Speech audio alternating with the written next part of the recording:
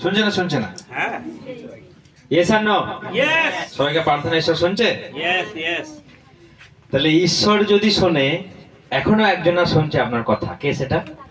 শয়তান, হুম, শয়তান, শয়তান। সেও শুনবে আপনার কথা। সেও শুনবে।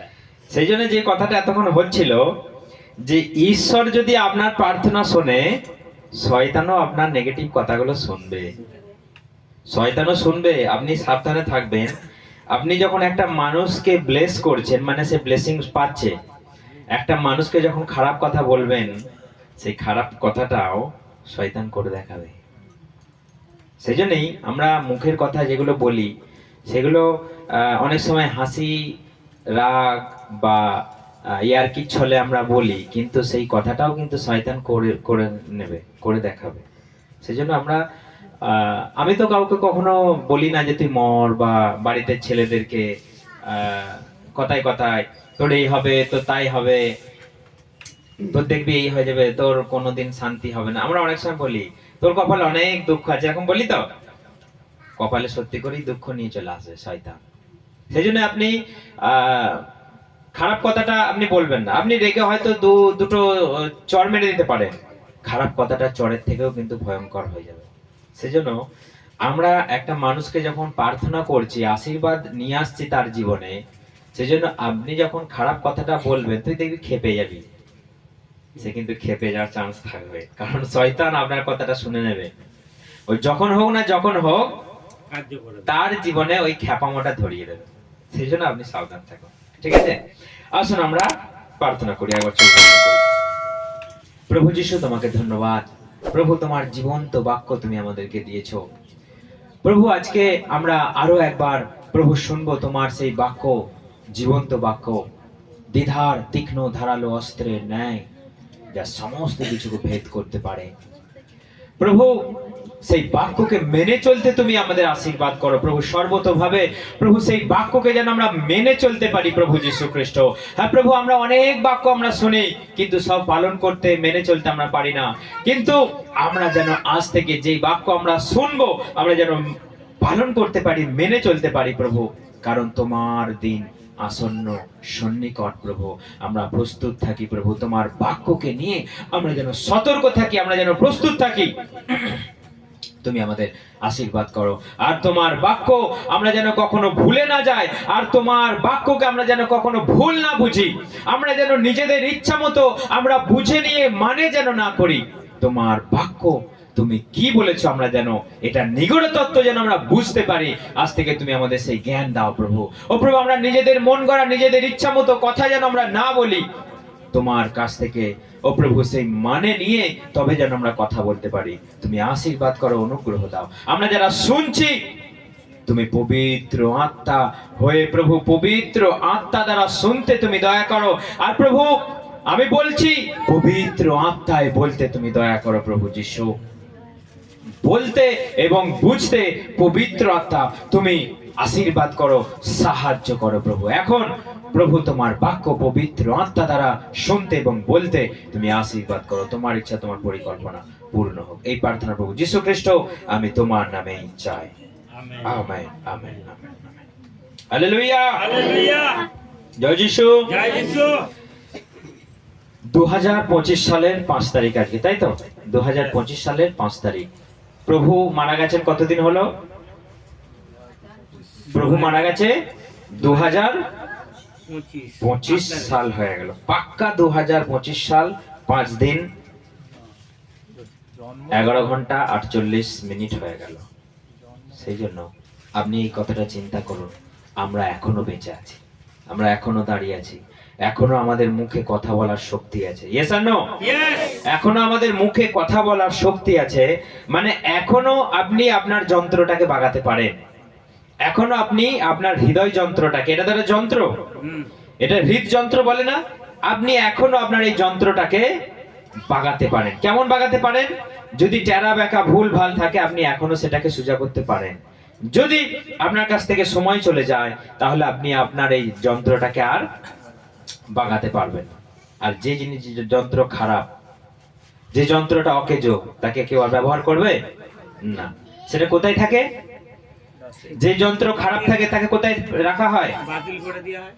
মানে যেখানে গ্যারেজ ঘর, গোডাউন ঘর, সেখানে তাকে ছুড়ে ফেলে দেওয়া হয়। আপনি যদি কোনো এই লোহা লস্করের যদি মেশিনারি কারখানাতে যান, দেখবেন এক একটা ঘরেতে শুধু খারাপ মেশিন পড়ে আছে, শুধু খারাপ মেশিন পড়ে আছে। আর মেকানিক অনেক আছে সেখানে, বাগাচ্ছে, কিন্তু যেগুলো একদমই চলবে না তারা গোডাউনে, গ্যারেজ ঘরে তারা জমা হয়ে আছে। আপনার এই যন্ত্র যদি খারাপ হয়ে যায় কোথায় পড়ে থাকবে? নরকে। সেখানে এখনো অনেক যন্ত্র পড়ে আছে, কাতরাচ্ছে। সেই জন্য সময় আছে এখনো, এই যন্ত্রটাকে আপনি বাগান, কারণ বাগানোর শক্তি এখনো আপনার কাছে আছে। এই শক্তি কতদিন থাকবে কেউ জানে না। কখন দুম করে বসে যাবে, ইঞ্জিন সিজ হয়ে যাবে, আপনি ধরতেও পারবেন না। এখন বেশিরভাগ ইঞ্জিন সিজ হয়ে যাচ্ছে। ইঞ্জিন সিজ কখন হয়ে যায়? যখন আপনি মোবিল দীর্ঘদিন পাল্টাবেন না, মোবিল না পাল্টে যখন চ্যাটচ্যাটে হয়ে যাবে, আঠালা হয়ে যাবে, ইঞ্জিন আর ঘুরবে না, ঘুরতে ঘুরতে ঝ্যাক করে দাঁড়িয়ে যাবে, ব্যাস সেই ইঞ্জিন আপনাকে আর বাগাতে পারবেন না। সেই ইঞ্জিনের সব পার্টস আপনাকে পাল্টাতে হবে, চেঞ্জ করতে হবে। সেই জন্য আপনার ইঞ্জিন এখনো চলছে, ইয়েস আর নো? Yes! আপনার ইঞ্জিন এখনো চলছে, মানে এখনো আপনি সেটাকে সার্ভিস করান। কোথায় সার্ভিস করতে যাবেন? Church. এখানে আসুন। Church. মন্ডলী হচ্ছে আপনার ইঞ্জিন সার্ভিসের জায়গা। এখানে আপনি প্রতি রবিবার আসুন, আপনার ইঞ্জিনকে আমরা তেল মোবিল দিয়ে ঝাকঝাকে করে দেবো, সব পাল্টে পুল্টে সব ঠিক করে দেবো, আপনি ইঞ্জিন চালান। হালেলুয়া! জয় যিশু! জয় যিশু! সেই জন্য মন্ডলীতে আসছেন অথচ ইঞ্জিন আপনার চেঞ্জ হচ্ছে না, এটা আবার কেমন? হ্যাঁ, মন্ডলীতে আসছেন অথচ ইঞ্জিনে সেই ক্যাচ কুচ ঘ্যার ঘ্যার ঘ্যার ঘ্যার আওয়াজ হয়ে যাচ্ছে, আপনার টাইমিং চেনের আওয়াজ হয়ে যাচ্ছে।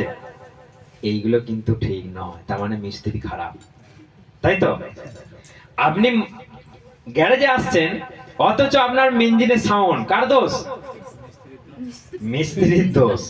কারণ মিস্ত্রি ভালো করে নিশ্চয়ই বাগায় না, তেল মোবিল হয়তো 2 নম্বরই দিয়ে দিচ্ছে, ঠিক না ভুল? সেই জন্য যদি আপনি গ্যারেজে এসেও সার্ভিস করে নিয়েও যদি ইঞ্জিনের আওয়াজ হয়, ক্যাট ক্যাট ক্যাট ক্যাট ক্যাট ক্যাট ক্যাট ক্যাট ঘ্যার ঘ্যার ঘ্যার ঘ্যার করে যদি আওয়াজ হয়, তার মানে আপনি কাকে দোষ দেবেন? মিস্ত্রিকে। মিস্ত্রিকে দোষ দেবেন। এই কেমন বাগালে তুমি, এত টাকা খরচা করছি তাও কেন হচ্ছে না? সেই জন্য মিস্ত্রি কিন্তু হাত তুলে দিয়েছে, আমি বাগিয়েছি, তোমার পার্টস কারো, Hallelujah! আমি ঠিক করে দিয়েছি, তুমি পার্টস, তোমার গন্ডগোল আমি কি করব? সেই জন্য এখন হচ্ছে মেন কথায় আসি, প্রভুর আগমন কিন্তু রেডি, প্রভুর আগমন রেডি। একটা বর আসার জন্য কত কি লাগে? কত কি লাগে? হ্যাঁ, বরের বরণডালা, গাড়ি, মেকআপ, তারপর সেই তথ্য মত অনেক কিছু তো রেডি করতে হয়, তবে তো বর বাড়ি থেকে বেরোয়, ইয়েস আর নো? Yes! বরের জন্য তত্ত্ব রেডি, বরের জন্য মেকআপ রেডি, বরের জন্য গাড়ি রেডি, এখন শুধু শেষ সানাইটুকু বাকি। হালেলুয়া! Hallelujah! সেই জন্য প্রভু আসার জন্য যাবতীয় যা যা দরকার প্রস্তুতি সব কিন্তু একটু একটু একটু করে রেডি হয়ে গেছে।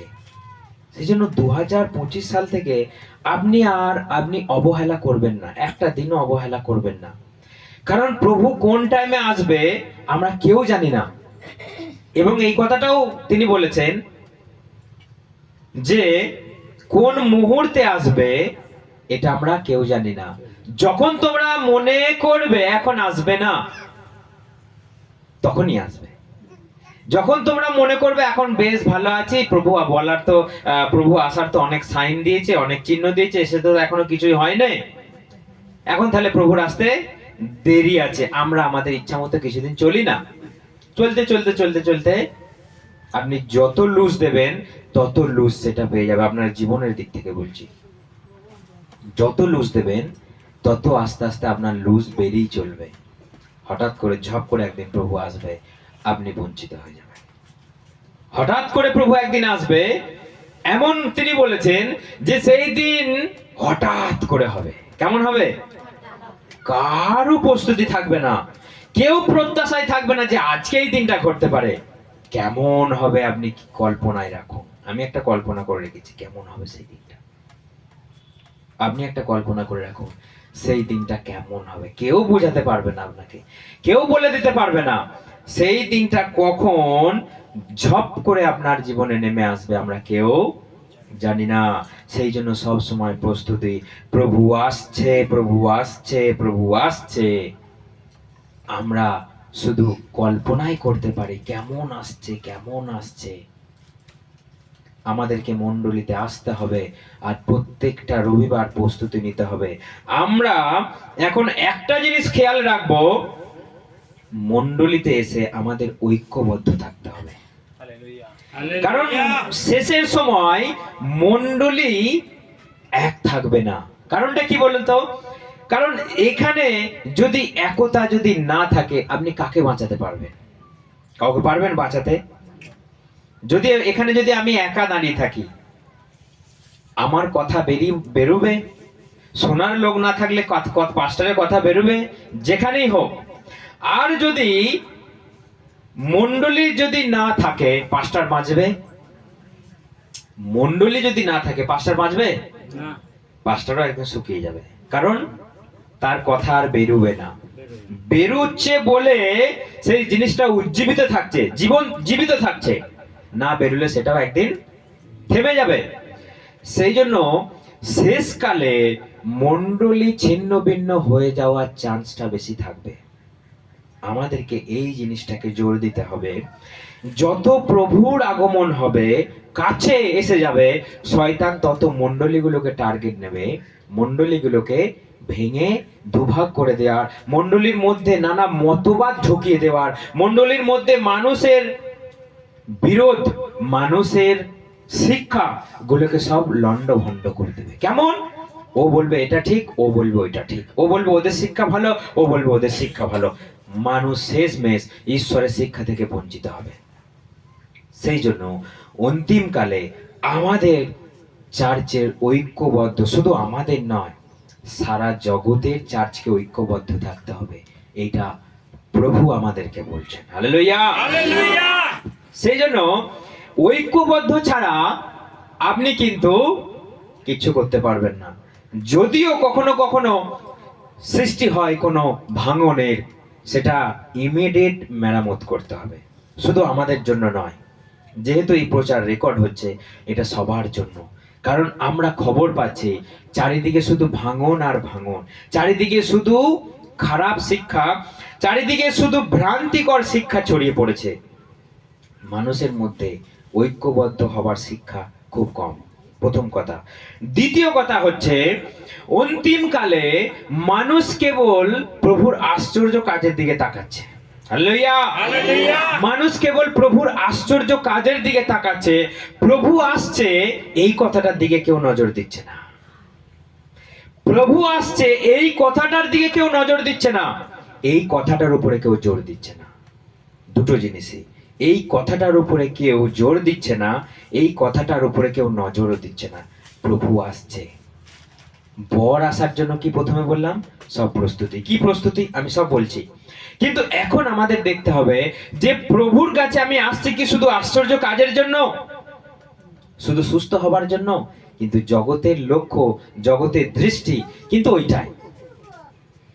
যেখানে আশ্চর্য কাজ হচ্ছে সেখানে লোকের জায়গা নেয়, কিন্তু যেখানে শিক্ষা হচ্ছে সেখানে লোকের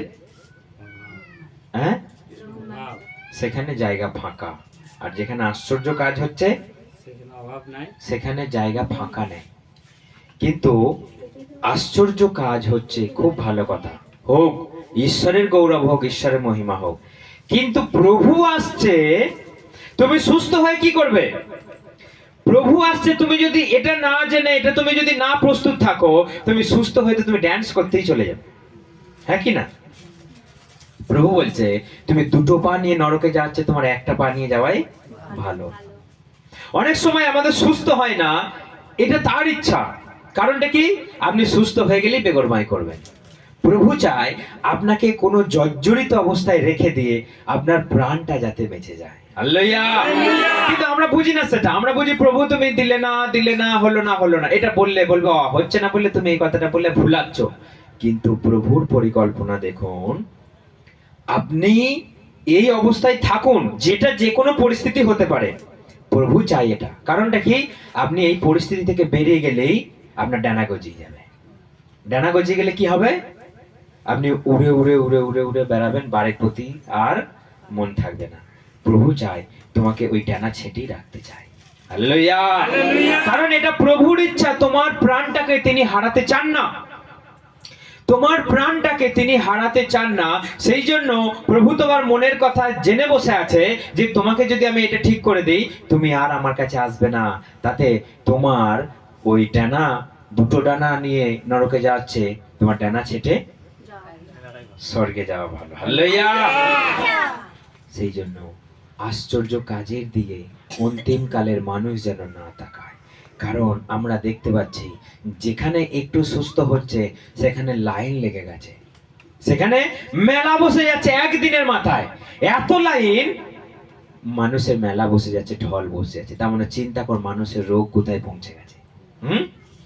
মানুষের রোগ কোথায় পৌঁছে গেছে যে একটু যেখানে সুস্থ পাচ্ছে মানুষ সেখানে দলে দলে যাচ্ছে। আপনি প্রভুকে ডাকুন, প্রভুর প্রত্যাশার দিকে চেয়ে থাকুন, প্রভুর আগমনের দিকে আপনি নজর রাখুন। আপনি নজর রাখতে রাখতে আপনার পা ভালো হয়ে যাবে। হালেলুয়া! আপনাকে এটা চিন্তা করতে হবে। আপনি শুধু কাজের দিকে তাকিয়ে আছেন, কাজের দিকে তাকিয়ে আছেন, প্রভুর আগমনের দিকে।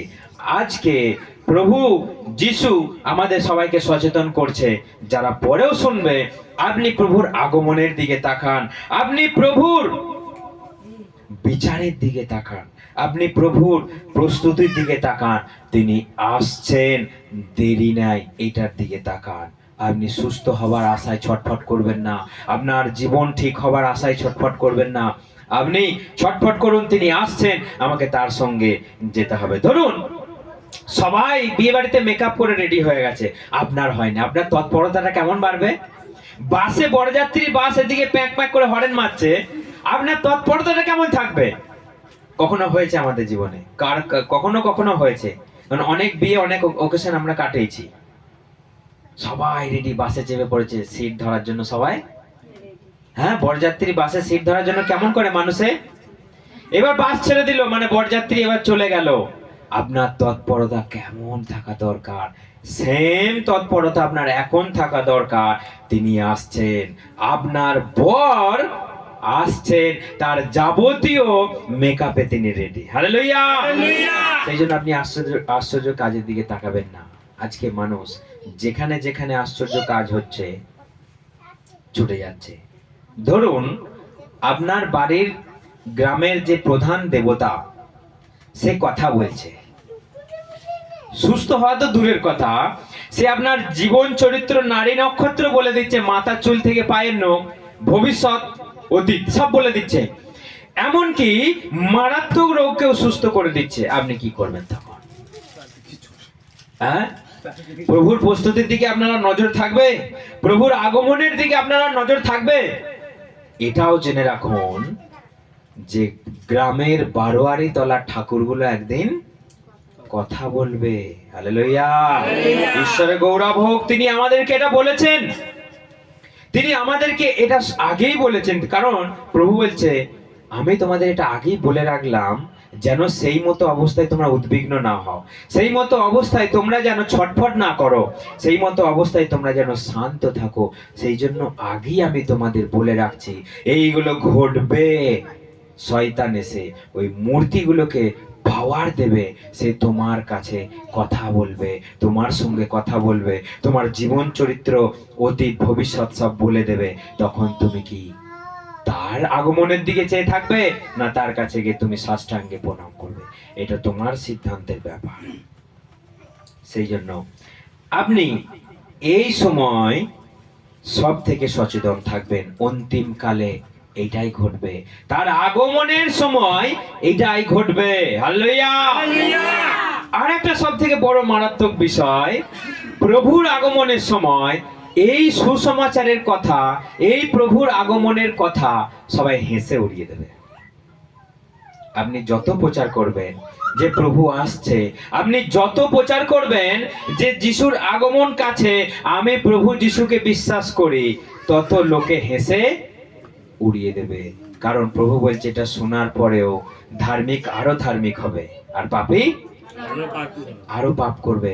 কারণ আপনি এটা জেনে রাখুন, যখনই আপনি প্রভুর কথা কাউকে বলবেন, সেই কথাটাকে গুরুত্বই দেবে না।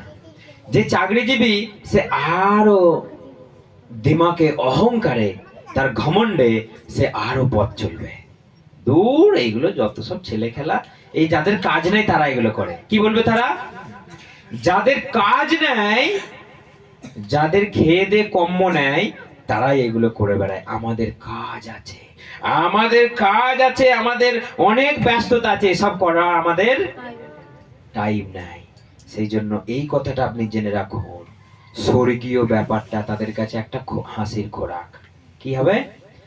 হাসির খোরাক, উপহাস, ব্যঙ্গ বিদ্রুপ করবে। আপনি যখন এই কথাটা বলবেন, আপনি স্বর্গে যেতে চান? দূর এইসব পাগলামের কথাবার্তা। কম্পিউটারের যুগ, এই যুগে আবার স্বর্গে যাবার গল্প, এই যুগে আবার স্বর্গে যাওয়ার গল্প, এই কথাটাকে তুলি মেরে উড়িয়ে দেবে সবাই। তখন আপনি কি করবেন? একটা কোনো উচ্চবিত্ত লোককে আপনি বললেন যে স্বর্গীয় ব্যাপার, মৃত্যুর পরে আপনি কোথায় যাবেন, যীশু খ্রিস্ট আসছে আপনাকে নিতে, সে কথাটা আপনার এক সেকেন্ডে তুলি মেরে উড়িয়ে দিল। আপনি কি করবেন তখন? তার সঙ্গে আপনি সাই দেবেন? তার সঙ্গে আপনি সাই দেবেন যে এত বড় লোক এই কথাটার গুরুত্ব দিল না, স্বর্গে যাবার বিষয়ে তার কোনো ধ্যান ধারণা নাই, সে কেবল পৃথিবীর বিষয়ে চিন্তা করছে, সে কেবল নিজের জাতের বিষয়, টাকার বিষয়, অহংকারের বিষয়ে চিন্তা করছে। তাহলে এর কথাটাই তো মান্যতা বেশি পায়। যারা সমাজের উচ্চবিত্ত জ্ঞানীগুণী, তাদের কথাই তো মান্যতা বেশি পায়, যে ওরা ওইসব করছে আর আমরা করবো ছোট মানুষে। ঠিক না ভুল? তার সামনে এই স্বর্গীয় ব্যাপারটা একটা হাসির খোরাক। আজকে আপনি জেনে রাখুন, একটা উচ্চবিত্ত মানুষের কাছে, একটা ধনী মানুষের কাছে এই স্বর্গীয় ব্যাপারটা একটা হাসির খোরাক। আপনি তার কাছে পাত্তাই পাবেন না, আপনি তার কাছে পাত্তাই পাবেন না। যদি আপনার কাছে কখনো এই সিচুয়েশন এসে দাঁড়ায় যে সে আপনাকে হেউ করে উড়িয়ে দিল, আপনি, আপনার মন যদি ভেঙে যায় তার হেউয়ে, তার উপহাসে, তার ব্যঙ্গ বিদ্রুপে, আপনার মন যদি ভেঙে যায়, তার মানে আপনার ভেতরে প্রভু যীশু খ্রিস্টের দৃঢ় বিশ্বাস নেই। হালেলুয়া! হালেলুয়া! আপনাকে সব সময় এটা চিন্তা করে রাখতে হবে যে আমার ঈশ্বর সব থেকে বড় ঈশ্বর। আপনি একটা প্রধানমন্ত্রীর সামনেও দাঁড়িয়ে তাকে বোঝাবার ক্ষমতা আপনাকে রাখতে হবে। সে যদি আপনাকে বিশ্বাস, সে যদি আপনার কথা শুনে বিশ্বাস নাও করে, আপনি যদি বলেন এ বিশ্বাস করছে না মানে আমার আর কোনো দাম নেই, তাহলে আমিও ওদের মধ্যে, ওদের লাইনেই চলে যাই। তার মানে আপনার ভেতরে যিশু নেই, আপনার ভেতরে যিশু নেই। সেই জন্য আপনাকে কনভিন্স করার অনেক জনের চেষ্টা করবে, কিন্তু আপনি একা এই পৃথিবীকে দাঁড়িয়ে প্রচার করতে পারবেন? এই জগৎকে দাঁড়িয়ে প্রচার করতে পারবেন? হ্যাঁ, আপনাকে দাঁড়িয়ে একা করতে হবে। জগতের সবাই যদি ধ্বংসের পথে যায়, আপনাকে একা দাঁড়িয়ে থাকতে হবে জীবনের পথে যেতে। হালেলুয়া! আছে সেই দম? আছে দম? হ্যাঁ, কেউ আপনাকে সাপোর্ট করবে না, আপনাকে একা দাঁড়াতে হবে। আছে দম? ইয়েস, হুম? ইয়েস। আপনার সঙ্গে সাই দেবার মতো একটা লোককে খুঁজে পাবেন না যে না এই লোকটা, এই ছেলেটা, এই মেয়েটা, বউটা ঠিক বলেছে। কেউ কে পাশে পাবেন না, আপনাকে একা দাঁড়াতে হবে। এই রকম বিশ্বাস নিয়ে আপনাকে এগিয়ে চলতে হবে।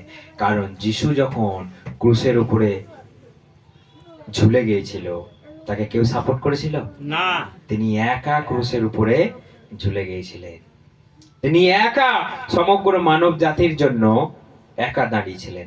আপনাকেও এই পাড়ার জন্য, এই গ্রামের জন্য একাই দাঁড় করানো হবে। আপনাকে, আপনার পাশে কেউ থাকবে না। অন্তিম কালে এটা হতে চলেছে।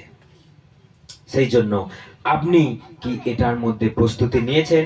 আপনি কি এটার মধ্যে নিজেকে প্রস্তুতি মধ্যে রেখেছেন যে না এরম পরিস্থিতি এলে, এরম পরিস্থিতি হলে আমি একাই দাঁড়িয়ে থাকবো? হালেলুয়া! জয় যিশু! জয় যিশু! প্রভুর আসার আগমনের দিনের চিহ্ন এইগুলো, স্বর্গীয় ব্যাপার। প্রভু যীশু খ্রিস্টের ব্যাপারে মানুষ তাচ্ছিল্য করবে। আপনাকে কেউ দুটো কথা বলে সাপোর্ট করবে না, কেউ নয়, একজনকেও পাবেন না। যে না এটা খুব ভালো, এটা সৎ পথে চলে, একজনকেও পাবেন না। তাও আপনাকে একাই সত্য কথা বলতে হবে। নোহ প্রচারের পর প্রচার, প্রচারের পর প্রচার, এসো তোমরা, এসো এসো এসো এসো, কেউ এসেছিল? শুধু পরিবারটুকু ছাড়া একজনও তার কথা শোনেনি। নোহ বলেছিল যে তোমাদের মাঝখানে এইরকম দিন আসবে, এই আকাশ একদিন খুলে যাবে, বৃষ্টি আসবে। পাগল ছাগল বলেছিল, পাগল ছাগল বলেছিল। আগেও এই কথা অনেকবার বলেছি। প্রভু বলছে নোহের সময় যেমন হয়েছিল এই কালেও তেমনই হবে। কখন সেই দিন তোমাদের উপরে এসে পড়বে তোমরা জানতেই পারবে না। সেই জন্য তোমরা সব সময় প্রস্তুতিতে থাকো। Hallelujah, hallelujah. তোমরা সব সময় প্রস্তুতির মধ্যে থাকো, কারণ প্রভু প্রকাশিত বাক্যে কি বলছে আমরা একটু দেখি, তারপর আমরা এই বাক্য নিয়ে আমরা দেখব। প্রকাশিত বাক্য 16 অধ্যায় আমরা পড়ি। প্রকাশিত বাক্য 16 অধ্যায় 6 থেকে কেউ একজন পড়ি, কি লেখা আছে সেখানে? 3 থেকে। এরপর দ্বিতীয় স্বর্গদূত একটা বাটি সমুদ্রের উপর ঢেলে দিল, তাতে সমুদ্রের জল মৃত লোকের রক্তের মতো হয়ে গেল, আর তাতে সমুদ্রের মধ্যে যত জীবন্ত প্রাণী সবই মারা পড়লো। এরপর তৃতীয় স্বর্গদূত তার বাটিটি পৃথিবীর নদ নদী ও জলের উৎসে ঢেলে দিল, তাতে সব জল রক্ত হয়ে গেল। তখন আমি জল সমূহে স্বর্গদূতকে বলতে শুনলাম, তুমি আছো ও ছিলে, তুমি পবিত্র, তুমি ন্যায়পরায়ণ, কারণ তুমি এইসব বিষয়ের বিচার করেছো। ওরা পবিত্র লোকেদের ও ভাববাদীদের রক্তপাত করেছে, আর তার প্রতিফলন স্বরূপ আজও তুমি এই সব লোকেদের রক্ত পান করতে দিয়েছো। হালেলুয়া। দেখুন, যুগ যুগ ধরে যেসব ধার্মিক লোকের রক্ত পাতিত হয়েছে, ঈশ্বর এই কালে সেই রক্ত সবাইকে খাওয়াবে। Hallelujah, hallelujah, hallelujah. ঈশ্বর বলছে যে আমার যত ভাববাদী, যত সন্তানের রক্ত ঝরেছে এই পৃথিবীর বুকে, এই পৃথিবীর মানুষকে তিনি সেই রক্ত একদিন খেতে দেবে। সেই জন্য এই নদ নদী, এই জলাশয় সব একদিন রক্তে পরিণত হয়ে যাবে। আকাশ থেকে বৃষ্টি আসবে রক্ত। হালেলুয়া। আপনি এটা চিন্তা করে দেখুন, এটা 2001 সালে হয়েছে কেরলে। আকাশ থেকে রক্তের মধ্যে বৃষ্টি পড়েছে, আকাশ থেকে রক্তের মধ্যে বৃষ্টি হয়েছে। বিজ্ঞানীরা এসে যথারীতি তাদের কাজ কি? পরীক্ষা করা। তারা রক্তের সেই জলের স্যাম্পেল নিয়ে গিয়ে যথারীতি পরীক্ষা করছে। তারা নানা কারণ খুঁজে পাচ্ছে, নানা কারণ দেখাচ্ছে। কিন্তু এমন একজন বিজ্ঞানী সেই পরীক্ষা করতে করতে সেই জলের মধ্যে, সেই জলের রক্ত হয়ে যাওয়া সেই জলের মধ্যে মানুষের যে দেহের রক্ত, যে ডিএনএ থাকে, সেই রক্তের মধ্যেও ডিএনএ খুঁজে পেয়েছে। হালেলুয়া। আপনি এখন আমাকে বলুন, আকাশ থেকে ডিএনএ কি করে পড়বে? যদি এই পৃথিবীতে মানুষের যদি রক্ত যদি মিশে যেত তাহলে জানতাম যে হ্যাঁ পেতে পারে। আকাশ থেকে বৃষ্টি হয়েছে, সেই বৃষ্টি নিয়ে স্যাম্পেল নিয়ে যখন পরীক্ষা করে দেখছে মানুষের দেহে যে রক্ত থাকে সেই রক্ত সেটার মধ্যে আছে।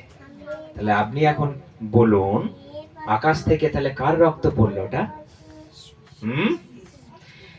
আকাশ থেকে ঈশ্বর বলেছে আমি সমস্ত এই জলাশয়কে আমি একদিন রক্তে পরিণত করে দেবো, মানুষকে আমি পান করাবো। আরেকবার আমরা সেটা রিপিট করি। 6। ওরা পবিত্র লোকেদের ও ভাববাদীদের রক্তপাত করেছে, আর তার প্রতিফল স্বরূপ আজও তুমি এই সব লোকেদের রক্ত পান করতে দিয়েছো। হ্যাঁ, যত লোকের শিরচ্ছেদ হয়েছে, যত লোকের রক্ত এই মাটিতে পতিত হয়েছে, কোথা থেকে বলুন তো? সেই হেবল আর কইন থেকে। যত লোক মারা গেছে, যত ধার্মিকের রক্ত পাতিত হয়েছে, এই কালের লোককে তিনি খেতে দেবেন, এই কালের লোককে তিনি পান করতে দেবেন। তোমরা এবার পান করো।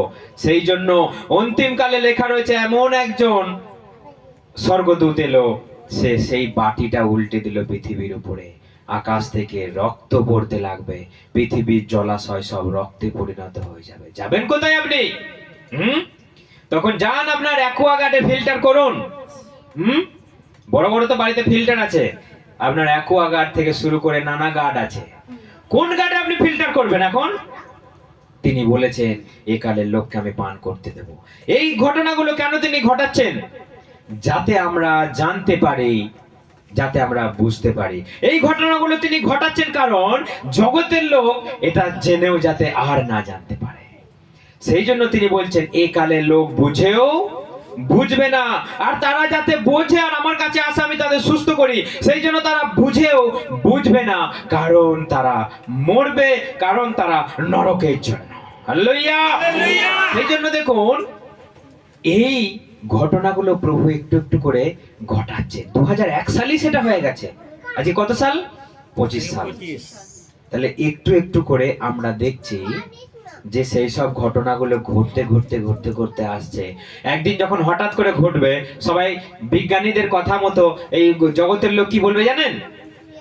এইগুলো ওই আকাশে যে সব বায়ুমণ্ডলে আছে, যে সব গ্রহগুলো আকাশে বিস্ফোরণ হচ্ছে, ছুটে বেড়াচ্ছে, তাদের সঙ্গে বায়ুর সংস্পর্শে এসে এরকম পরিণত হচ্ছে। তখন বলবো এটা এই ব্যাপার, এই বাক্যের দিকে কেউ ধ্যান দেবে না।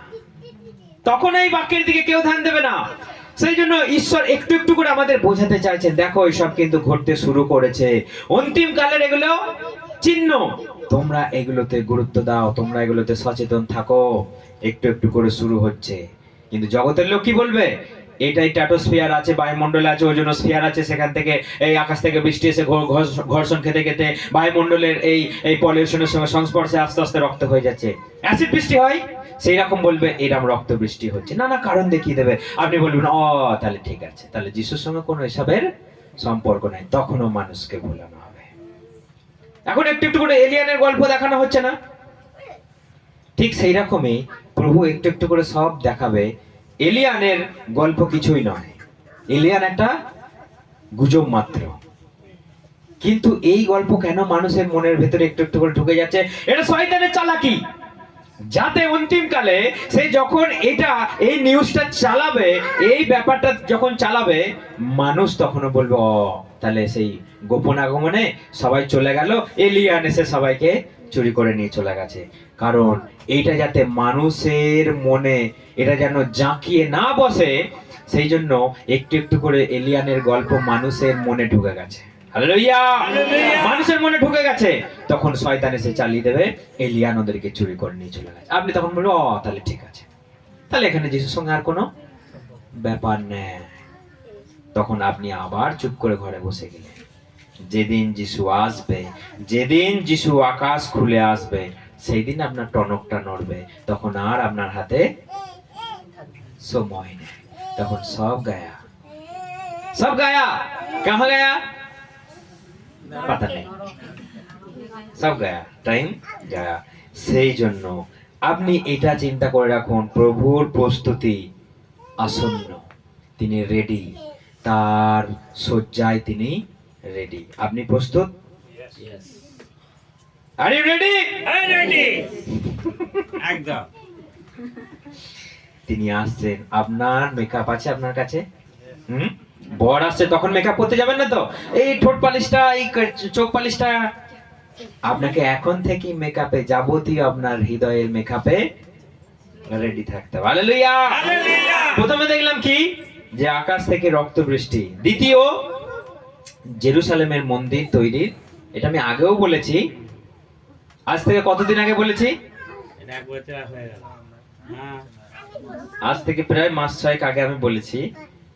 মাস 6 নয়, বোর্ডে দিয়ে কখন বোঝাচ্ছিলাম? মাস 4 হবে, মাস 4 হবে। বোটেতে তো তখন আমি বলেছিলাম জেরুসালেমের মন্দির প্রস্তুতি রেডি। এখন আরো এক ধাপ এগিয়ে গেছে, এখন আরো এক ধাপ এগিয়ে গেছে। আমি এই